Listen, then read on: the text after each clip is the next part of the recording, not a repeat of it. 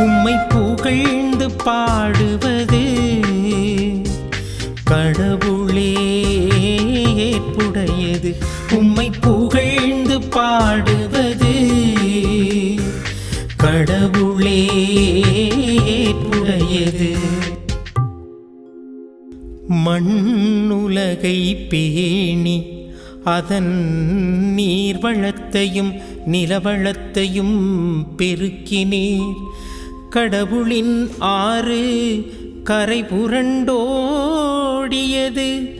அது தானியங்களை நிரம்ப விளையச் செய்தது. நீரே அவற்றை இவ்வாறு விளையச் செய்துள்ளீர். அதன் படைசால்களில் தண்ணீர் நிறைந்தோடச் செய்தீர். அதன் கரையோர நிலங்களை பரம்படித்து மென்மழையால் மிருதுவாக்கினீர். அதன் வளமைக்கு ஆசி வழங்கினீர்.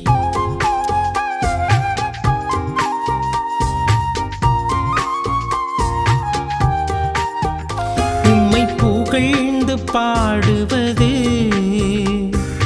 கடவுளே ஏற்புடையது. உம்மை புகழ்ந்து பாடுவது கடவுளே ஏற்புடையது. ஆண்டு முழுவதும் உமது நலத்தால் முடிசூட்டுகின்றீர். உம்முடைய வழிகள் எல்லாம் வளம் கொளிக்கின்றன. பாலை நிலத்தில் மேய்ச்சல் நிலங்கள் செழுமை பொங்குகின்றன. குன்றுகள் அக்களிப்பை இடைக்கச்சையாய் அணிந்துள்ளன.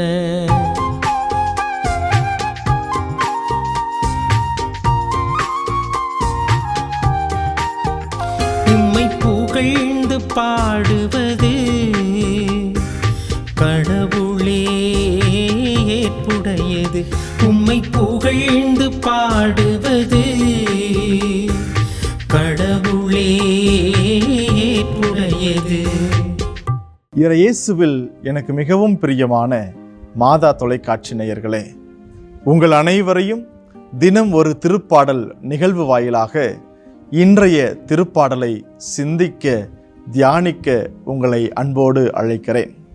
இன்றைய தினம் நாம் சிந்திக்க இருக்கிற திருப்பாடல் 65.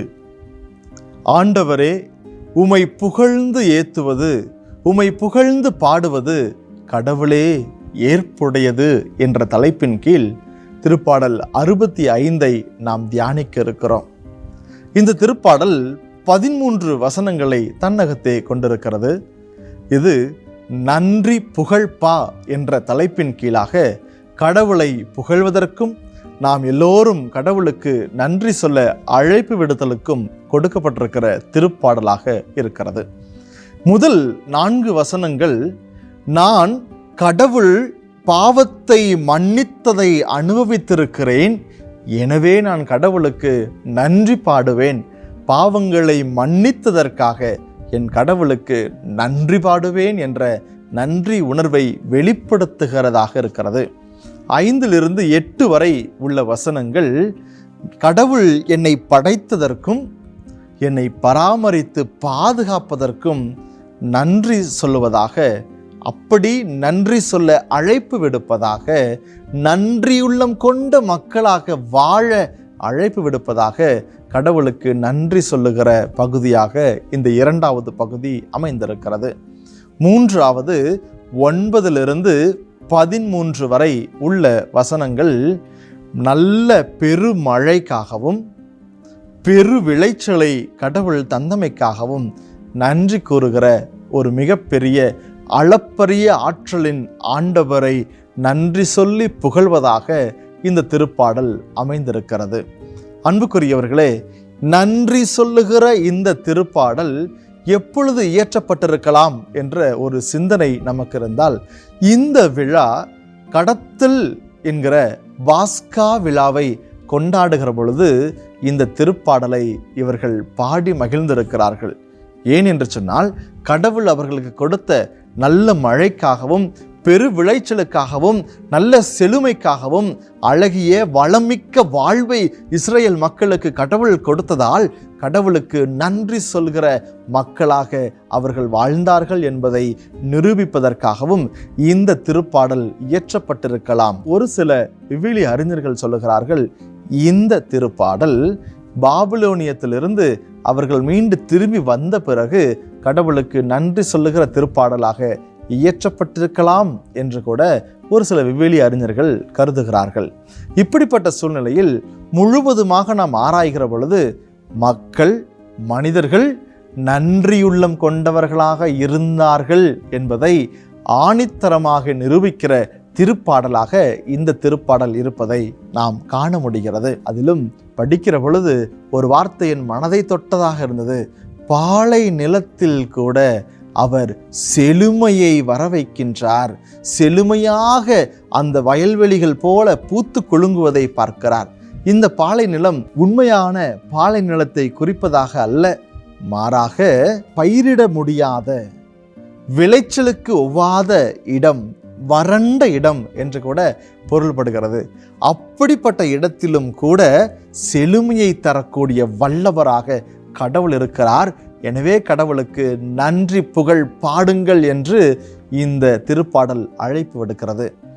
விவிலியம் முழுவதும் எத்தனையோ விவிலிய மாந்தர்கள், இறைவாக்கினர்கள் கடவுளுக்கு புகழ் பாடல் பாடியிருக்கிறார்கள்.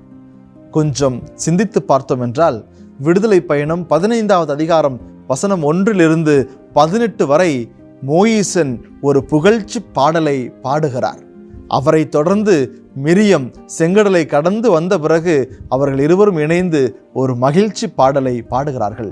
நீதி தலைவர்கள் 5வது அதிகாரத்தில் நாம் பார்க்கிற பொழுது தெபோராவும் பாராக்கும் கடவுளுக்கு அரசை வெற்றி கொண்டதற்காக வெற்றி பாடலை, புகழ்ச்சி பாடலை கடவுளுக்கு பாடுகிறதை பார்க்கிறோம். 1 சாமுவேல் 2வது அதிகாரம் 1 - 10 வரை உள்ள வசனங்களில் அன்னா கடவுளை போற்றி பாடுகிற புகழ் பாடலை பார்க்கிறோம். இன்னும் தாவீது கடவுளை புகழ்வதை பார்க்கிறோம். சாலமோன் கடவுளை புகழ்வதை பார்க்கிறோம். எத்தனையோ இறைவாக்கினர்கள் கடவுளை புகழ்ந்து பாடுவதை பார்க்கிறோம். இதோடு நின்று விடுகிறதா? இல்லை. புதிய ஏற்பாட்டில் அன்னை மரியாள் கடவுளை புகழ்ந்து பாடுகிறார். ஆண்டவரை எனது உள்ளம் போற்றி பெருமைப்படுத்துகிறது என்று பாடுகிறார். சக்கரியா பாடுகிறார். சிமியோன் பாடுகிறார். இதோ உன்னதங்களிலே கடவுளுக்கு மாட்சி உண்டாகுக என்று வானதூதர்கள் பாடுகிறார்கள். மத்தேயு நற்செய்தி 26வது அதிகாரம் 30வது வசனத்தில் ஆண்டவர் இயேசுவும் அவருடைய சீடர்களும் புகழ் பாடல் பாடிவிட்டு ஒலிவமலைக்கு சென்றார்கள் என்று ஆண்டவர் இயேசுவும் சீடர்களும் கடவுளை புகழ்ந்து பாடுவதை சுட்டி காட்டுகிறது. பவுலும் சீலாவும் சிறையிலும் கூட கடவுளை புகழ்ந்து பாடுகிறார்கள். ஏன்? இத்தகைய பாடல் கடவுள் அவர்களுக்கு செய்த நன்மைகளையும் தங்களுடைய வாழ்வில் வளமாய் வாழ வைத்ததற்கு மிக அழகான சூழ்நிலைகளை அமைத்து கொடுத்ததற்காகவும் நன்றி புகழ் பாடுகிறார்கள். நீங்களும் நானும் நம்முடைய வாழ்க்கையை சிந்தித்து பார்த்து கடவுளுக்கு புகழ் பாடல் பாட அழைக்கப்படுகிறோம். பாடுவோமா? செபிப்போமா? ஆற்றலின் நாயகனே இறைவா, 7 ஸ்வரங்களின் தலைவனே தலைவா, நீரே உம்முடைய வல்லமையுள்ள அருளினால் வல்லமையை இடைக்கச்சையாய் கொண்டு எங்கள் வாழ்வை வளப்படுத்துகிறீர், செழுமையாக்குகிறீர். நாங்கள் மகிழ்ந்திருக்க எங்களுடைய மகிழ்ச்சியை இரட்டிப்பாக்குகிறீர், ஏன் பன்மடங்காக்குகிறீர். நன்றி ஆண்டவரே.